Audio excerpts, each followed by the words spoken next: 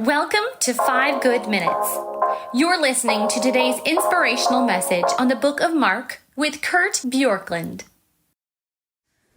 And Jesus went with his disciples, we're told in verse 27 of Mark 8, to the villages of Caesarea Philippi. Caesarea Philippi, if you ever do a tour of Israel, is one of the striking memories of a tour of Israel. And I say that because a lot of pictures, if you even look back at a trip, and I had a chance to go just a few years ago, first and only time I've had a chance to go. A lot of the pictures are just rocks, and you say, oh, this looks like the last place and the last place. But Caesarea Philippi is striking. It was a place where people came to worship Baal, and it had these caves and these huge rock faces. And it says, and on the way he asked his disciples, who do people say that I am? And they said, well, some say John the Baptist, others say Elijah, and some say one of the prophets. And he asked them, but who do you say that I am? And Peter answered him, you are the Christ. And he said, oh, don't tell anyone about that right now. Here Peter makes a confession, Caesarea Philippi, in the face of all the other gods, and saying, you are the true God. Verse 31, and he began to teach them that the Son of Man must suffer many things and be rejected by the elders and the chief priests and the scribes and be killed, and after 3 days to rise again. And he said this plainly, and Peter took him aside and began to rebuke him. But turning and seeing his disciples, he rebuked Peter and said, get behind me, Satan, for you are not setting your minds on the things of God, but on the things of man. I love this. You hear Peter says, you're the Christ. And Jesus starts to say, yeah, okay, I am. And I'm going to be killed. I'm going to be crucified. And Peter says, no. And he rebukes him.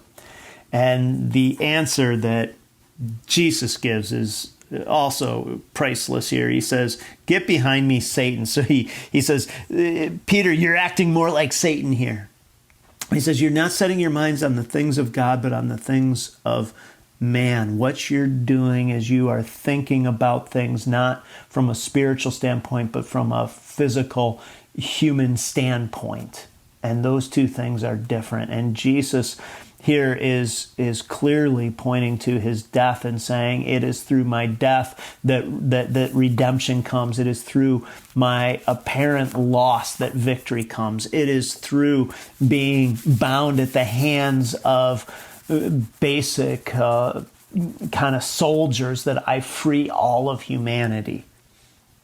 And Peter is seeing the Christ but not seeing this, and Jesus' rebuke in a way is to say, I must suffer.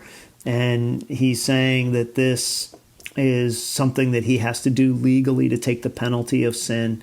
It's something he's going to do cosmically because as human beings suffer injustice, it's his way of saying, this is my way of showing that injustice, that suffering is not your great enemy.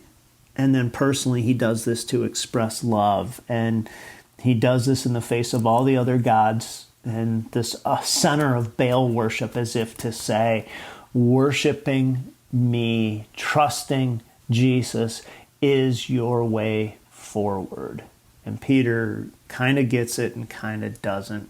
And it's kind of like me, kind of like you.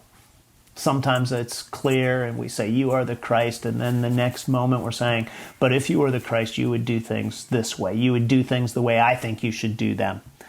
And Jesus just reminds Peter and us for all time that we need to see things as God sees them, not the way that our world and we are tempted to see things.